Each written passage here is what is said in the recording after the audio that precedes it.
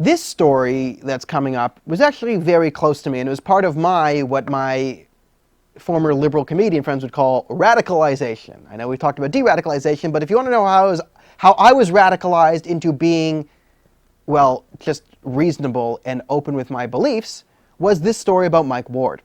So Mike Ward, I'm just going to give you some background, was a Quebec comedian who was fined $42,000 by the Quebec Human Rights Tribunals for telling a joke about a kid with Treacher-Collins syndrome, Gabriel Pajot or whatever it is. Now, this kid was a bit of a public figure at the time. He had sung for the Pope on some sort of it wasn't really the Make-A-Wish, but he had this thing where he had this syndrome and they flew him in to sing for the Pope. He then sung the national anthems at Canadian Hockey Games. He was in the 2010 Olympics in Vancouver, I do remember, he was used as the promotional material for the Vancouver Olympics, which was a national commercial and sort of an international event, the Olympics. So he was a public figure. Now, the joke Mike Ward made was he was basically going on like, it was like, 5 years later and this kid wasn't dead. So they're like, wait a minute, I thought this was a Make-A-Wish. And basically it's like, wait, he's still alive? What is this BS? So I want the Make-A-Wish back. It doesn't qualify. He made a joke about, he even saw him at a Quebec water park. He tried to drown him and he still didn't die. Then he's like, I Googled what he had. Turns out he's just ugly. Now, Treacher-Collins syndrome is not a fatal disease. It's basically a birth defect. It just, again, makes you look a bit ugly. This is a joke, and he's a public figure. So he was fined $35,000 for making fun of the kid, $7,000 for his mom, so $42,000 in total. That was by the Quebec Human Rights Tribunals, and recently, this week, the Quebec Appeals Court, in a 2-to-1 verdict, upheld the $35,000 to the kid, but dismissed the $7,000 to the mom. So we still have a $35,000 fine for making a joke. Now, this article in Vice, you can bring it up, was part of my I have to say something. Someone has to stand up.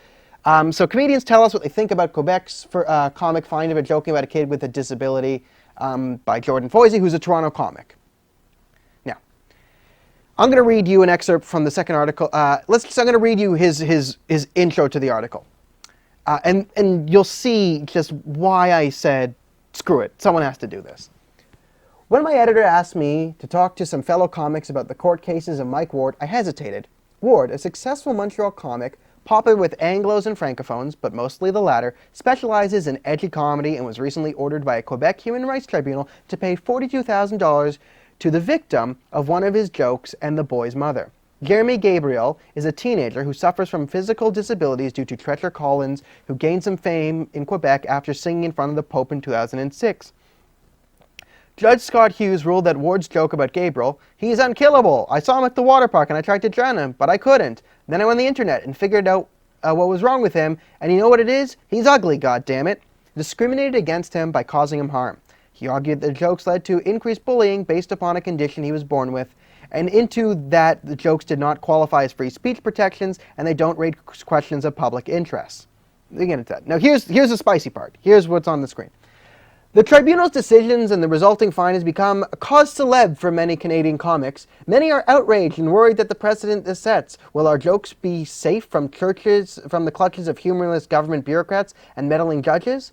I, in contrast to many of my friends, don't really care that much. I've been too horrified by the world's inexorable and hurried march towards spray-painted, tanted neo-fascism in a year that once again is the hottest on record to divert much mental energy towards what I assume was a case mired in the particular context of Quebec culture and legalities. So I'm highly dubious of how quickly we comedians are to wrap ourselves in the banner of free speech. We see ourselves as the canaries in the coal mine of censorship and the first line of defense against creeping totalitarianism. Frankly, I've seen too many jokes about Tinder and jerking off and not enough critiques of consumerism and capitalism to buy into this myth that we are an army of George Carlins keeping the government on their toes. Maybe if the FBI agents started going undercover at open mics like they do with environmental and social justice groups, I would be worried, but until then, I think neurotic musings I call jokes are safe from Big Brother. So I hesitated to write this, but then reconsidered because I need the money, and okay, whatever. It's all just Montrealism. Now, he interviews 5 comics 3 of them have good responses. 1 is like a meh, nothing response. 1 of them is bad. I will say in this article, there's a line from Hunter Collins, which I think is best. I think what Hunter Collins says here is fantastic. So I'll point that out. And then at the end, it's more, I don't care, I'm above this, climate change and Trump, and it's spray painted fascism. And even though 3 comics, or 3.5, got it right here, 2 got it wrong, or 2.5 got it wrong, within the stand-up comedy community, because I was there at the time, this was one of those things where it was like, yeah, it's a big deal, but no one was really that outraged. It was just sort of a, yeah, oh, I disagree, but no one really did anything, because we all kind of agree with it. There's a line here, this idea that political correctness is making audiences soft and is the harbinger of tyranny is misplaced and ultimately dangerous. We are not of the time to be offended by jokes. When concerns heard, this is diversity of opinion helps comedy more than it hinders. And when he says diversity of opinion, he means the exact same opinions held by a diverse people. So he doesn't mean a diversity of opinions, where different opinions makes us better. He means people looking different but saying the exact same things makes us better. Now, this was a very strong sentiment within the community of, I'm above this because we don't need free speech because we have it. Because I've seen his comedy. The censors are never going to come for his, like, I'm a feminist and the environment and blah, blah, blah. Right? It's what I'm saying that is more likely to get hammered by the government. So the response from the Canadian comic community in general was pathetic. Absolutely pathetic. Right? There should have been letters to the government. There should have been things. It should have been a whole thing. Like, we should have made this a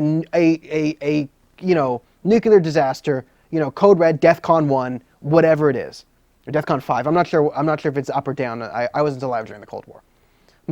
Me being born actually tore down the Soviet Union. So you're welcome, America. But this is it. So here we have the absurd logic of, I'm not concerned about free speech. I'm concerned about neo-fascism. Okay, this is an insane statement.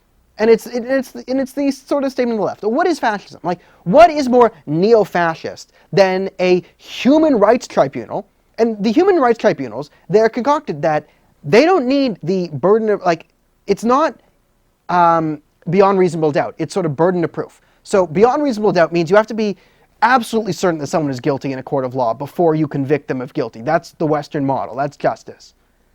The social justice human rights tribunals, though, they are if you believe 51% to 49% guilty, if you're more likely guilty, then it's guilty, right? That's how they work. And also, they're unelected, they're unaccountable, they don't have to follow judicial precedents. They're made of ideologues, right? Some of the complaints are brought by certain people and then adjudicated by the same people. That was the Article 13 hate speech laws, which Wherryman did that a lot.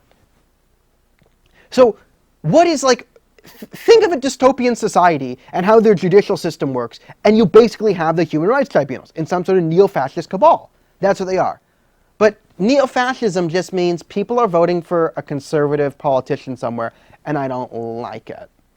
And climate change and capitalism. People should be making jokes about capitalism and climate change and not so much this, right? So it's this, I'm telling you, this sentiment was a lot stronger among the artists in Canada than you would believe, or maybe you would absolutely believe. So a lot of that is me just saying, listen, you absolutely need the right to make a joke. And the fact that, so it's not just the social justice tribunals. They fined him $40,000. But now the appeals court in Quebec, a real court, allegedly, has upheld a $35,000 fine for making a joke. So this, Mike Ward, good on Mike Ward, he's not going to pay it, and this better go to the Supreme Court, and the Supreme Court better side in his favor. But as I've said before, I have zero confidence in the Canadian Supreme Court. And the reason that is I always bring up this case of the assisted suicide ruling. Again, throw your positions on assisted suicide out the window. I'm not here to talk about the morality of it. I'm just saying the judicial justification for why Canada has assisted suicide is the Canadian Supreme Court ruled that not being able to kill yourself violates your right to life. So Do I have confidence in these people to make a ruling on free speech? No. It's rolling the dice. We won't see what comes up. But does Canada have free speech? Can you make a joke about a kid who is a public figure? Can you just make a joke? Right? It's a mean joke, but people laughed. Can you make a joke? Right now, the social justice tribunals say no. That doesn't surprise anyone. But now it's a Quebec appeals court. So the second highest court in the land, 2-1, said no jokes. Jokes can hurt people's feelings, and you can't hurt people's feelings. So when Americans say, well, we're the only country with free speech, this is what they're talking about. That courts in Canada can actually rule that you can cause harm by making a joke. And if you don't see where this slippery slope goes, well, then you're blind. Because obviously, if this is, oh, Mike Ward hurt someone's feelings, right? Think of all the nefarious actors in society that I've pointed out, right? If the Supreme Court sets a precedent, oh, that hurts their feelings. You know, what if Linda Sarsour is American? But what if Linda Sarsour is Canadian? What if I hurt Linda Sarsour's feelings?